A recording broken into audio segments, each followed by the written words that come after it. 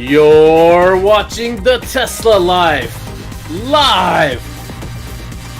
with your host, Mark Coughlan.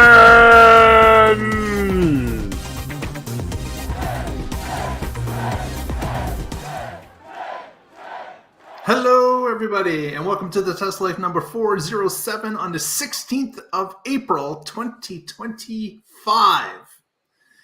Here we are, and of course, welcome to Derek, who joined us in the chat first, and Lee Moon a close second. But as always, I've got my co-host with me. Mr. Casey Green joins us from the Mid-Atlantic states. How are you today, sir? Doing quite well. We were actually here and ready to go on time, but I said, let's have the little glitches that we often have here. And so I did that, and then went to go change my shirt because it was, babies and all. And then came back and I could hear Patrick, and I couldn't find the tab anywhere. So I was searching, and it doesn't let, even though it lets them do everything else, it doesn't let them push go or stop.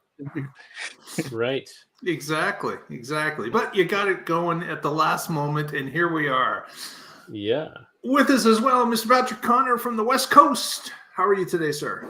I'm good. Well, at least this wasn't like, was it Monday's show where Mark and I are just chatting away and Casey clicks live and we didn't even know it. We're just talking about stuff. That's a great way to start the show. I had a bit of my own technical glitch just now. I can tell you we are live because when I started doing the intro, I started hearing myself really loud in my ears, about a half-second delay. It really screwed me up. I was just like, just do what you've rehearsed and ignore what you're hearing because it sounded way out of whack. I wonder why there was a little bit of a pause partway into the intro. So that's what it was. The half-second delay must have been throwing you off. Yes. Very good. Well, just as regular, we've got a bunch of news to hit today. Let's get into the stories. What do we got first here? Yes. Our friends in Bargersville, Indiana, make the news again. And this, of course, is Chief Todd's police force out there in just south of Indianapolis, Indiana. It's a suburb of that big city.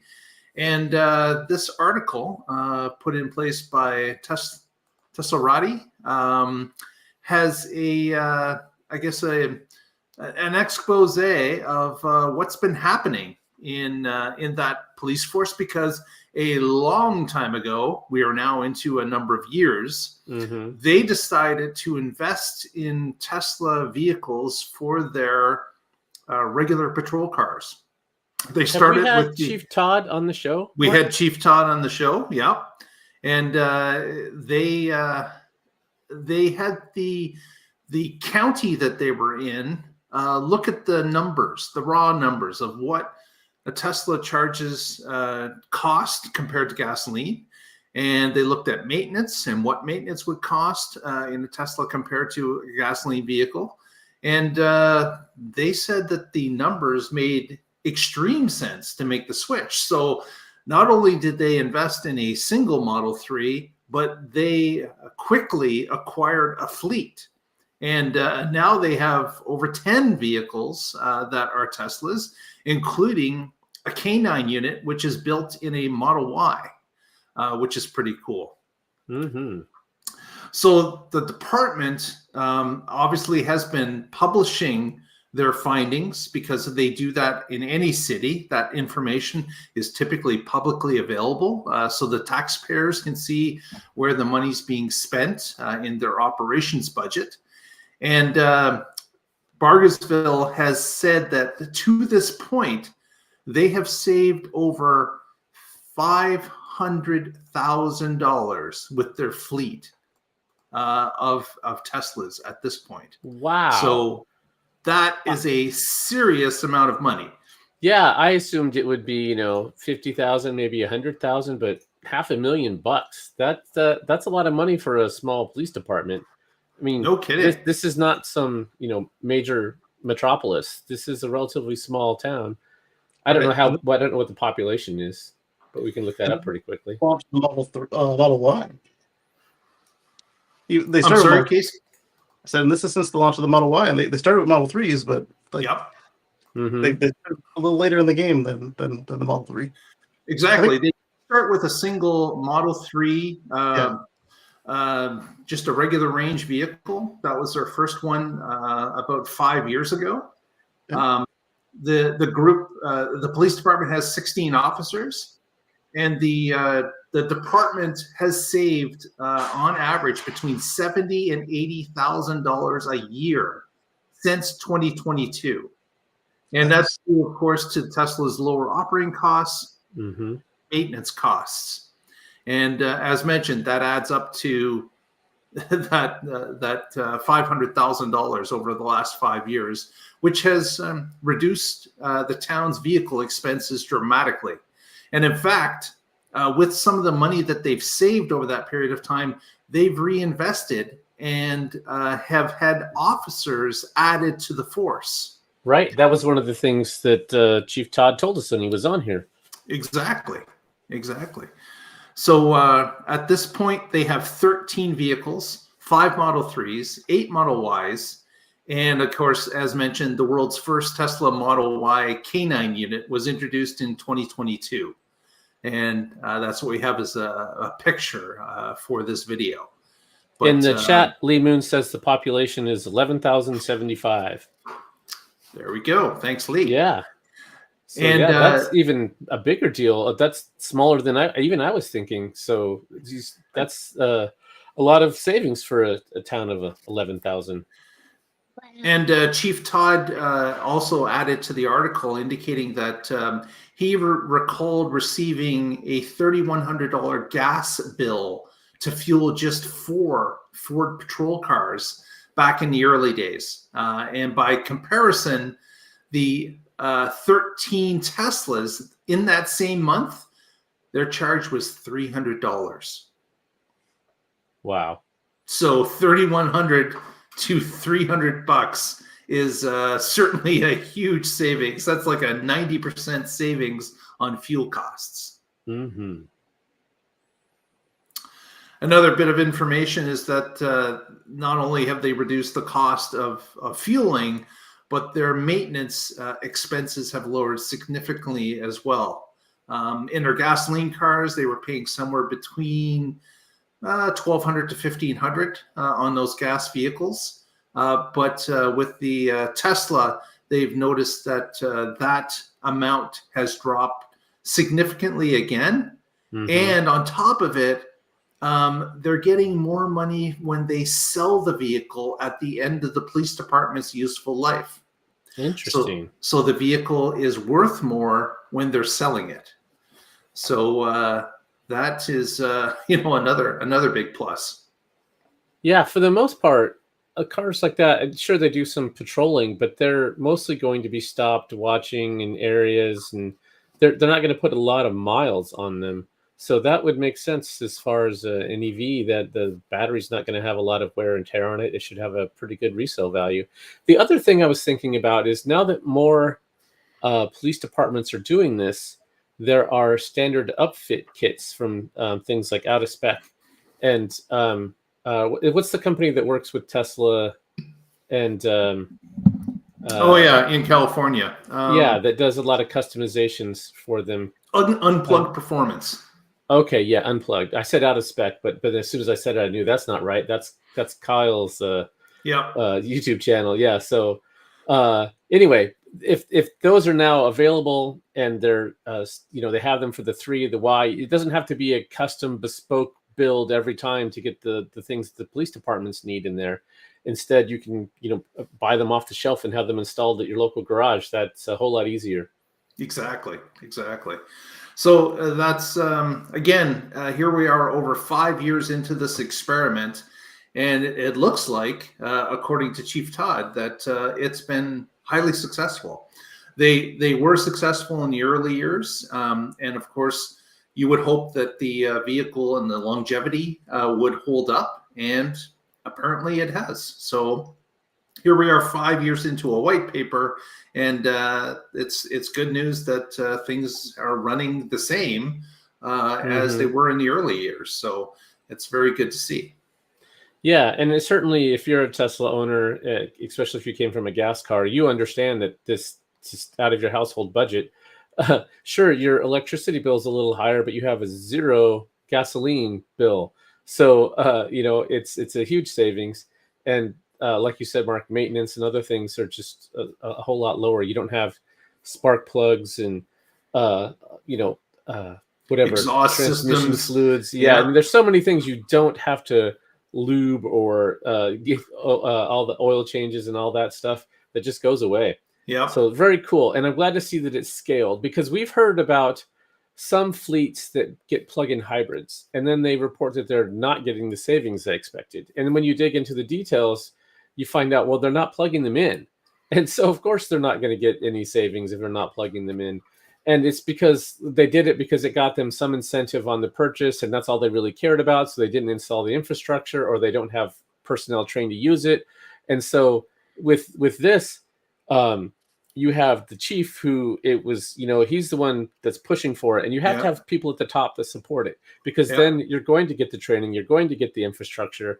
And once you go to pure electric, you don't have the option of not plugging it in and still being able to use it. So it's being done right. And this is what happens when it's done right, is you get this big savings.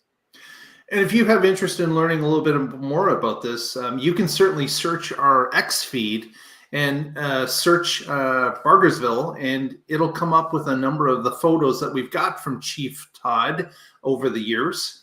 And the infrastructure that Patrick mentioned, they've installed level 2 chargers right in the parking lot for their vehicles. So when somebody's coming to the station for a while, they can plug in and charge up. Unlike some other police departments, this police department gives the vehicles to the officers to actually take home. So they park the vehicles in their local neighborhood. They're on display, let people know that this area is policed. It keeps people from speeding because there's a patrol car sitting right out by the road.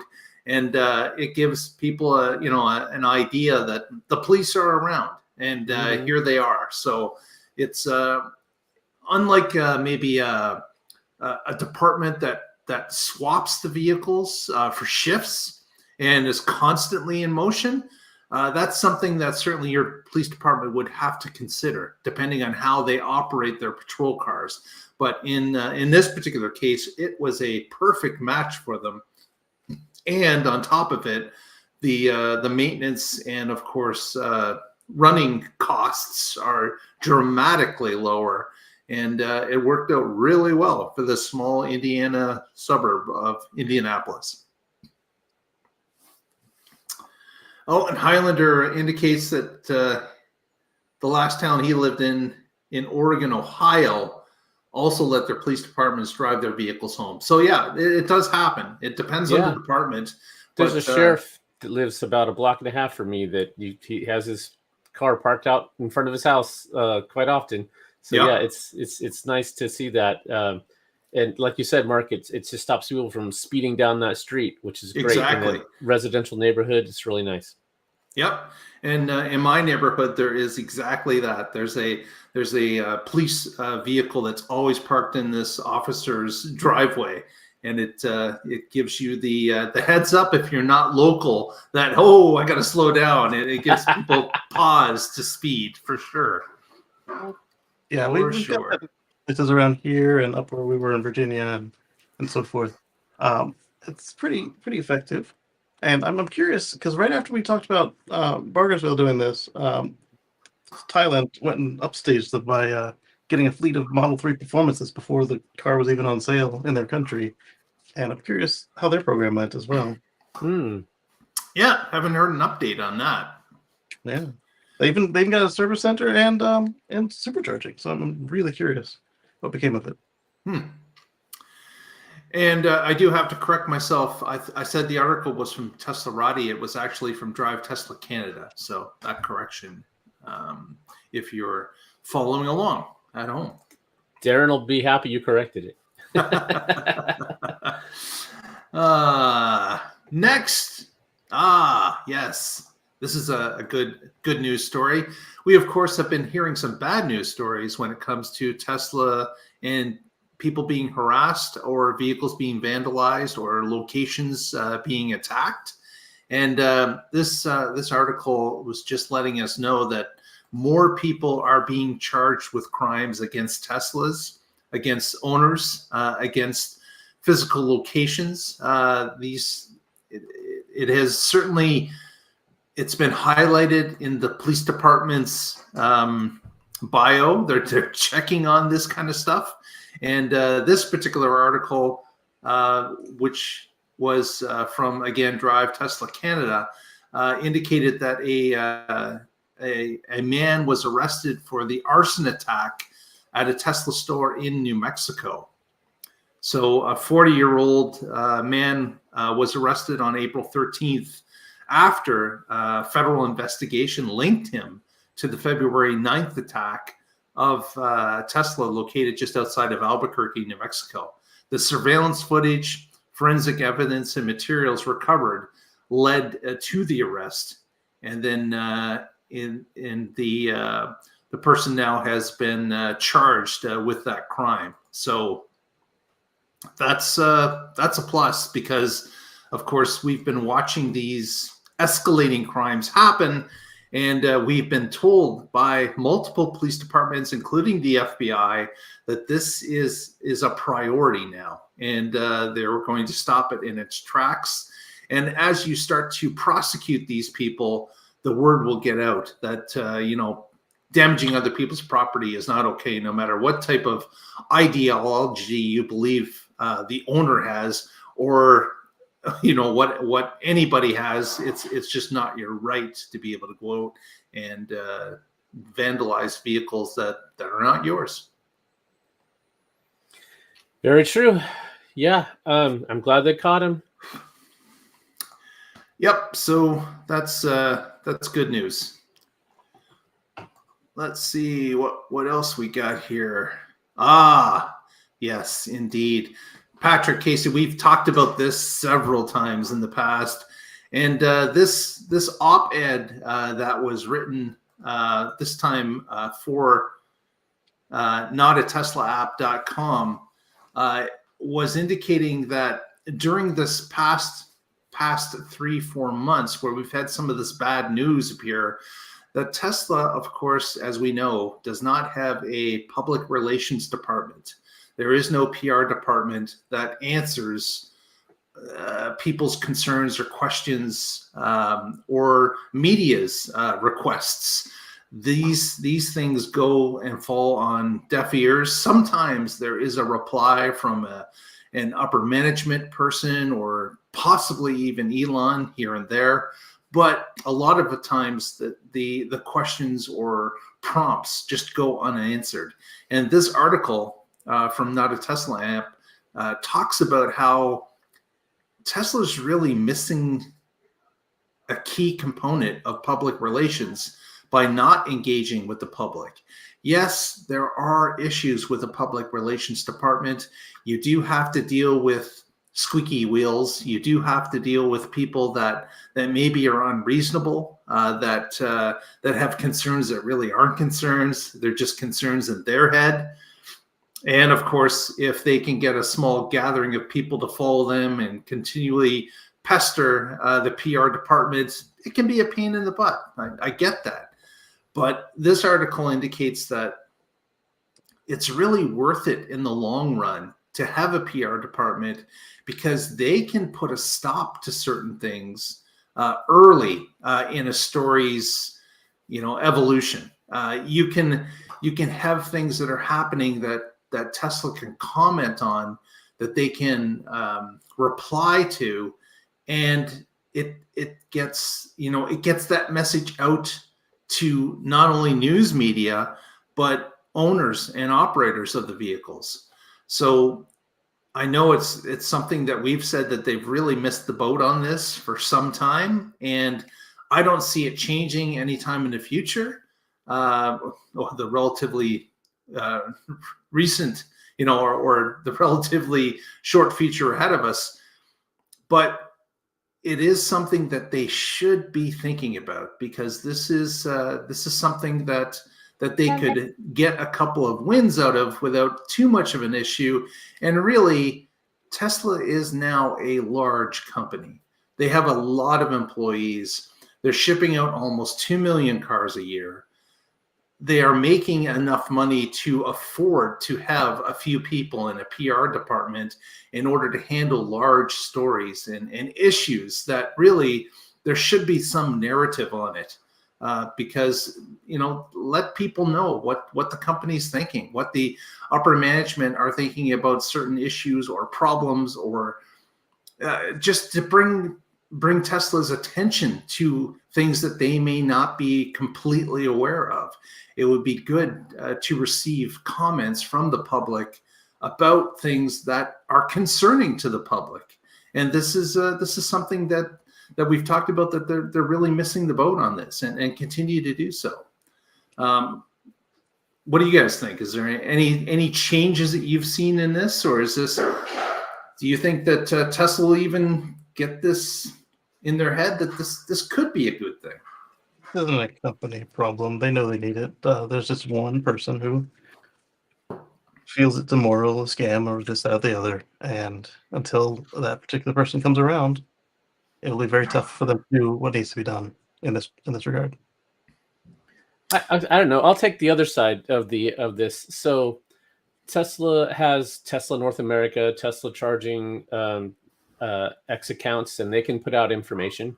And with the whole Tesla takedown stuff that happened recently, if Tesla had a PR department, that wouldn't have changed anything. The people who were hating the company are still going to hate the company. The people that were there picketing and whatever are still going to be those. That a PR department is not going to change that.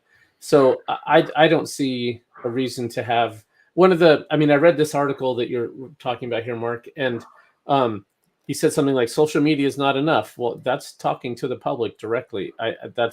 That's where you put out your narrative. That's where you spread the information that you want to, instead of going through some PR department, to a press release, to reporters, to then eventually talk to people.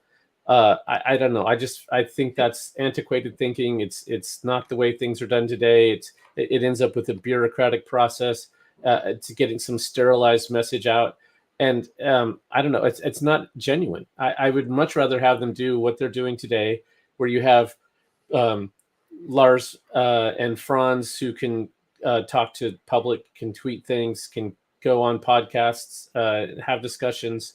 I think it's much more genuine in that's all. It doesn't have to be the old style. They could benefit from something. Like, take a look at the way sometimes the Cybertruck account interacts with the main account. A pretty humorous one was where they were talking about updates, and the Cybertruck account said that they wanted Actually Smart Summit, and it got smackdown. It said, we taught you manners, because the way it acts. That's funny. And I don't disagree that having these social media accounts to interact with people that are actually connected to social media is a great idea. I'm just saying that I think they could still reach out to another group of people that aren't connected as much to social media, that maybe the older school type people with, that maybe my age, maybe older, that get some of their news the traditional ways, and maybe a PR news release happens as well as those social medias updates. I think it would allow them to reach out and get more people involved, and still do what they're doing today.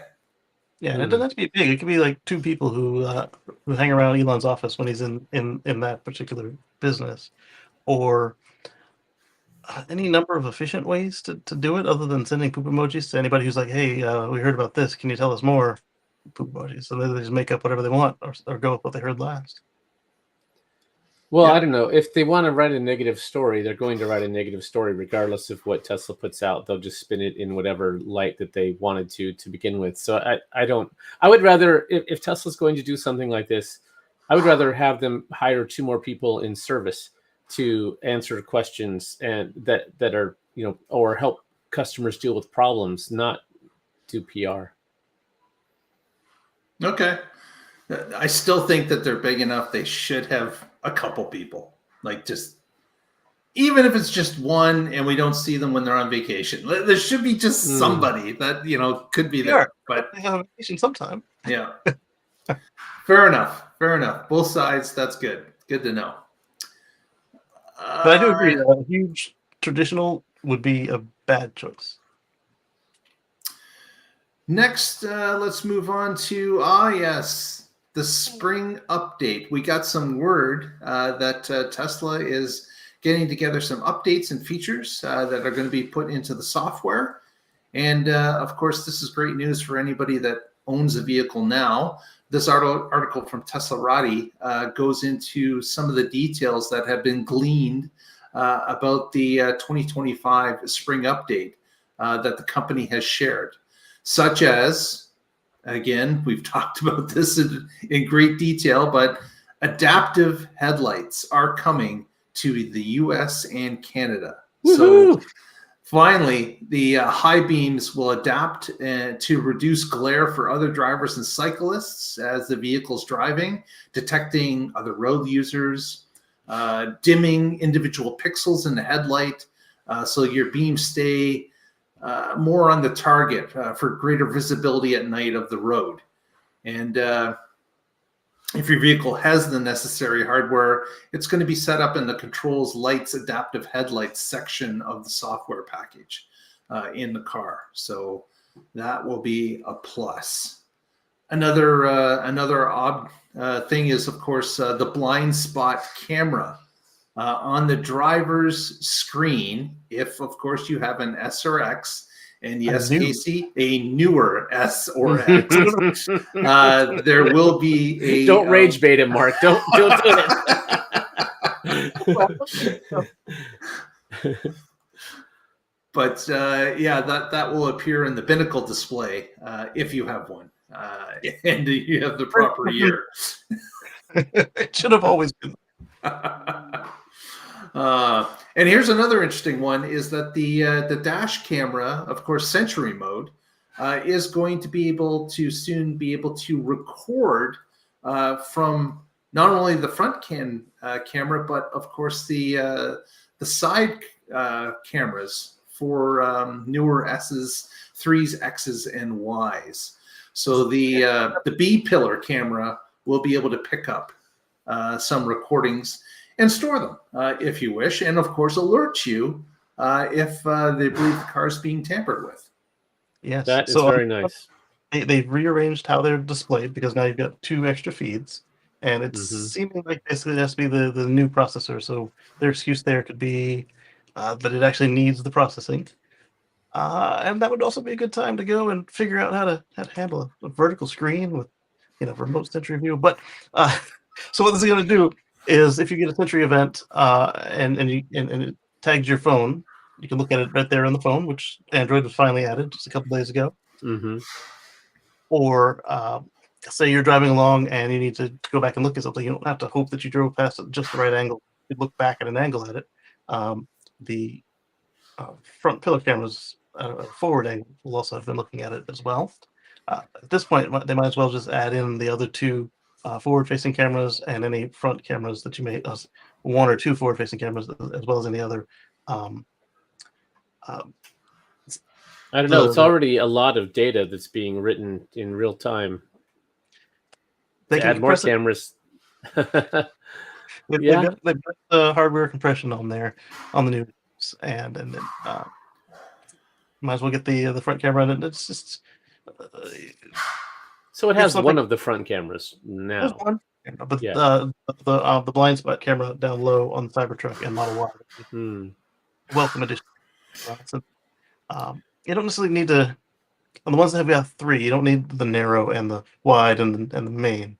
But maybe the wide, the ultra wide, and I don't know if narrow would help, but also that front camera for the new fronts would be helpful. And this, of course, if when this is released, and if other camera feeds are released as well to be recorded and stored is that's going to affect maybe the USB size Mhm. of your, because of course you're tripling now the amount of storage that it's handling. And as time goes along, we may be looking at, you need that miniature hard drive to be able to keep up with all the different feeds and storage. Yeah, I have a solid state drive in our Model 3. I haven't done that for the Y.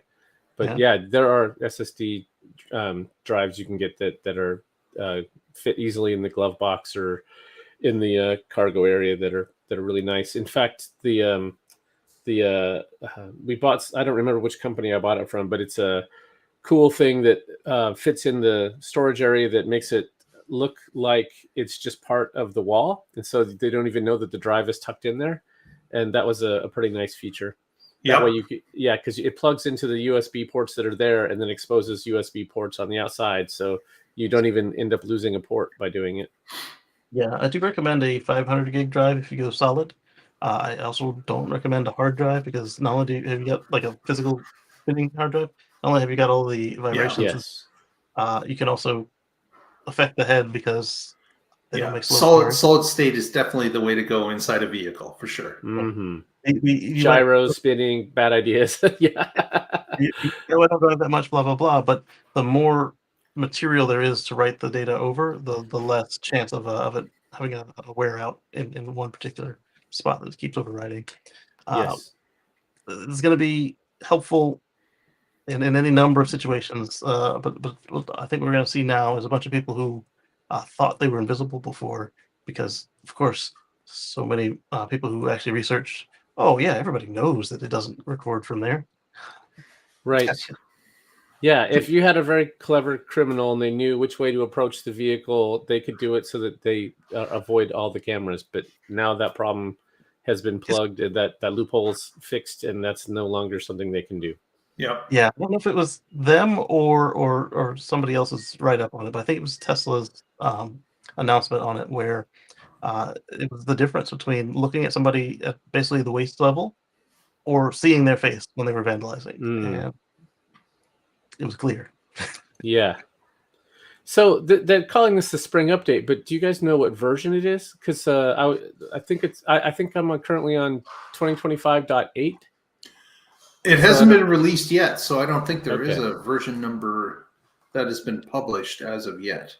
And some of it's already out. So I think it was like a moving target, and then as they started to release what did come out, they had to call it, because they started to give us some of it, and so if they slowly trickled it out, it would look a little weird to say, "Oh, and then there's a spring update," and everybody would look back and say, Yeah. easy." When it was just early. And Highlander points out, Go ahead, Casey.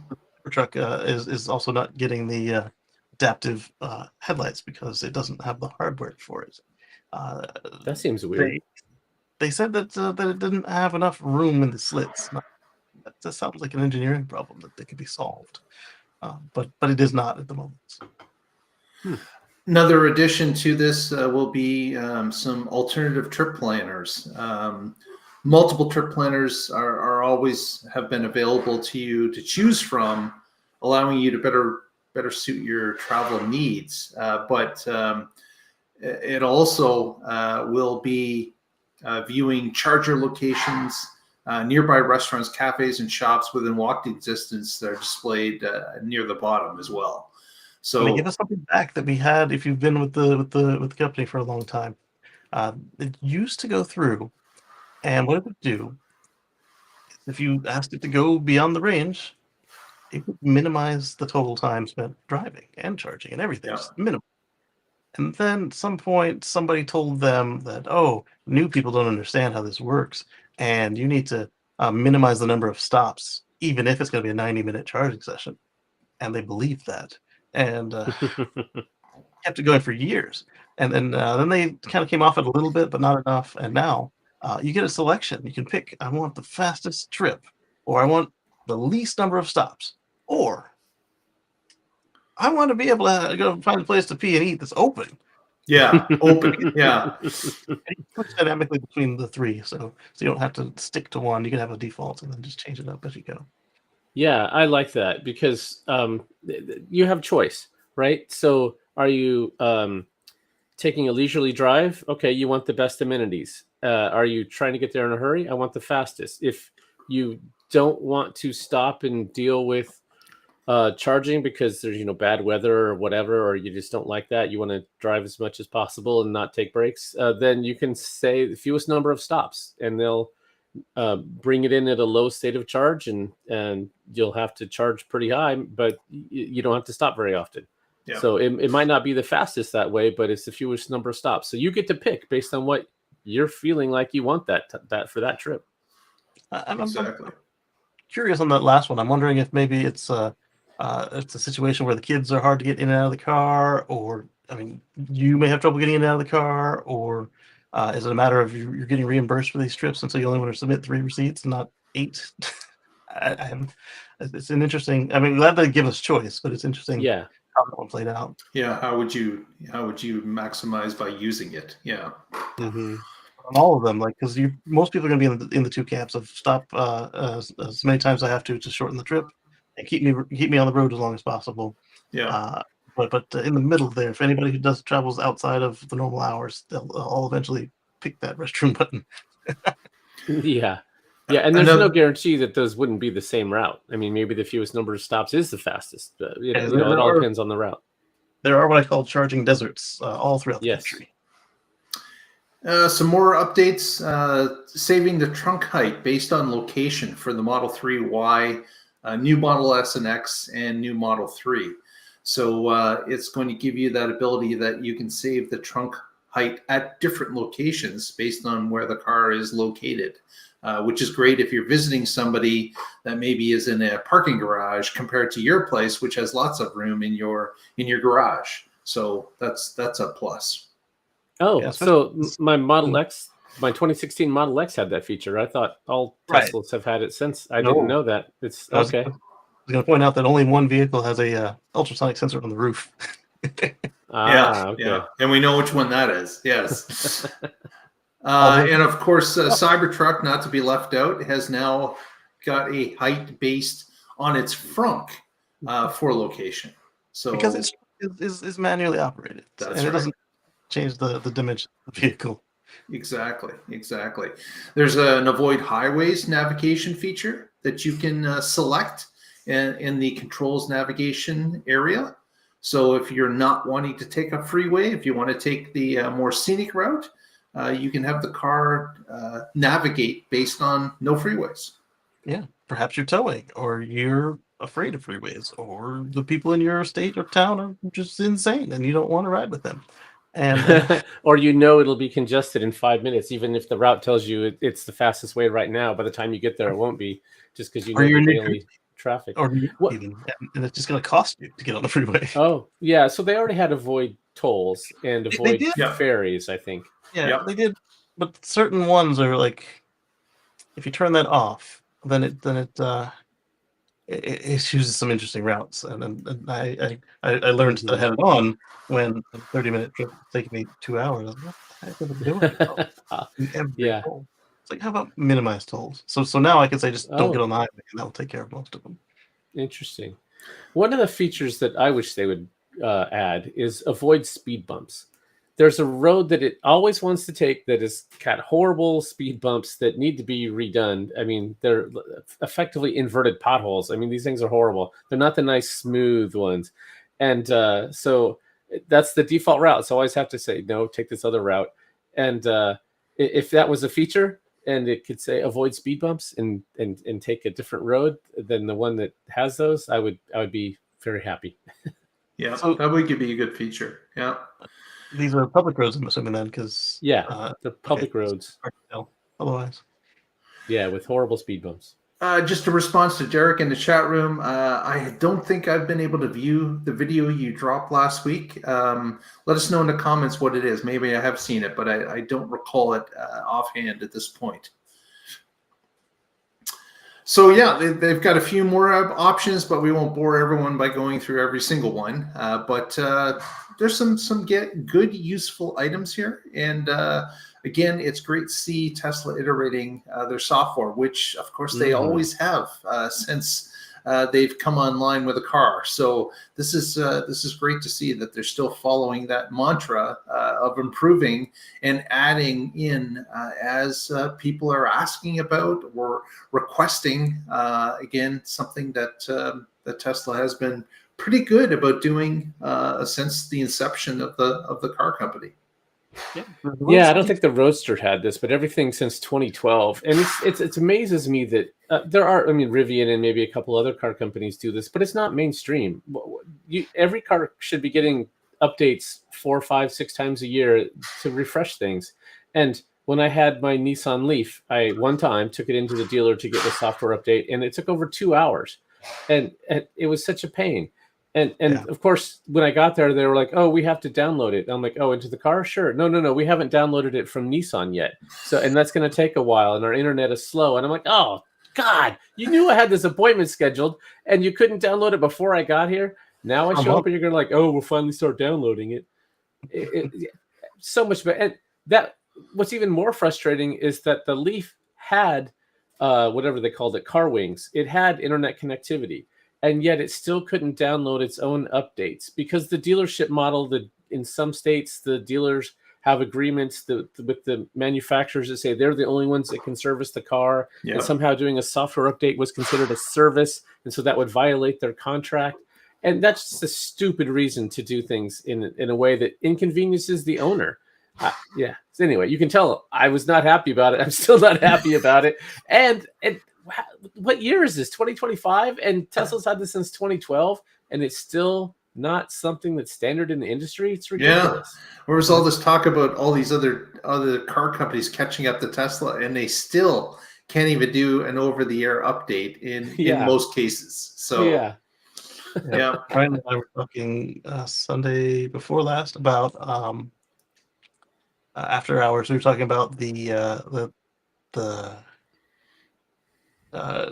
video that was put out by the Dealer Association for the National Dealer Association, and it was like a kind of a cartoon talking about their version of why they're needed and why they're best, and projecting that if all this is true, which is not, why do you need to make it law instead of just being best?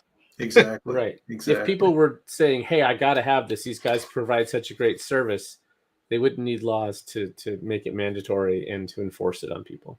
Right. I do agree with not letting them get trounced by their dealer by Ford and Chevy, because they tried that once, but I don't agree with what they're doing in New York with trying to. There's a proposal by at least 2 of the lawmakers to revoke all of Tesla's licenses and then give them to others. But in the process of doing that, they would eliminate, or not limit, they would cap the total number of non-dealership locations at 5 for the whole state. Exactly. And there's more than 5 others that can do direct. So their argument there is, we're protecting the customers, helping them. But how are you helping Discovery if now all these other companies, except for the new 5, can't be seen? Yeah. So the dealerships have been opposed to Tesla's direct sales model ever since Tesla's existed, and they've been fighting it, and in some cases, Tesla's taking them to court, and in other cases, they've taken Tesla to court, and it's going back and forth. And I think this recent wave of Musk hate, some of the dealership associations are realizing, hey, this is our chance to get in and. The politicians on both sides dislike electric cars for different reasons now, and so it's sad that they even have this opportunity to try to. It's really dumb because they're using political issues to try to drive their needs, but they're not really saying it that way. They're not making. Of course not. I mean, they're trying to serve their own best interest. Yeah, they say they're trying to do by it not saying it. Yeah. Yes. Exactly. They're totally echoing that part, saying all the same lame reasons why they're better or whatever. But at the same time, they thought they were being sleight of hand by capping it to 5. And one of our listeners has pointed out that he was there in New York. He's like, that same Tesla store. There's a Lucid store right across the street. There's a Rivian around the corner. And so then all of a sudden, all of these will be capped to protect us. Yeah. Right. It's lame. It's very 1984. Well, I think we'll wrap it up at this point. Let's go into shout-outs. Casey, what do you got for us? Well, speaking of our random chats, I guess they're not entirely random, but on Sundays at 1:10 p.m. Eastern over on youtube.com/Casey Green, custom, we do have those. Let's Chat with Casey and Friends. And love for you to check us out. But before that, on Friday, we have the Tesla Life Express Edition 1. And then after that, on Monday, we have the Tesla Life Express Edition 2. Those two are right here on this channel. Same time, same place, Friday and Monday. Very good. We want to thank everyone that's been in the chat room. Thanks for interacting with us. And if you haven't already, please give us a thumbs up on the video and press that subscribe. But as we do that, Patrick, what do you got for shoutouts? I want to start with something a little different. Drive Electric Earth Month. That is this month. And if you just Google Drive Electric Earth Month, you can find their page, driveelectricearthmonth.org, and you can get involved. You can go to an event. You can search for events near you. You can see when they're happening.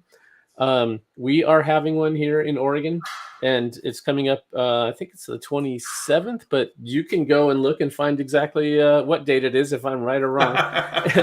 And yeah, so we're going to have... If you're EV curious or you want to see different models, you can go and talk to people who actually own them and not talk to people who are trying to sell them. But so you'll hear the good, the bad, the realistic side of things. And at our event, we're going to have ride and drives even. So if you want to get behind the wheel, I'm not sure exactly which models that's for, but again, our page will have all those details. So yeah, check it out. Drive Electric Earth Month. So, and I will do my usual now. As always, I'm with the Oregon Electric Vehicle Association. You can find us at oeva.org, and I blog occasionally at carswithcords.net, where I have my story up there about winter driving and how much of a penalty do you really pay. Maybe it's not as much as you think. It wasn't as much as I thought. So there you go. Thanks. Very good. Derek has responded about his video. It was unsuccessful, so he's going to put it in again. Derek, if you could ask you, put it in an X post and tag the Tesla Life to it, and that will help all of us find it to view it. So that would be helpful. Thanks so much.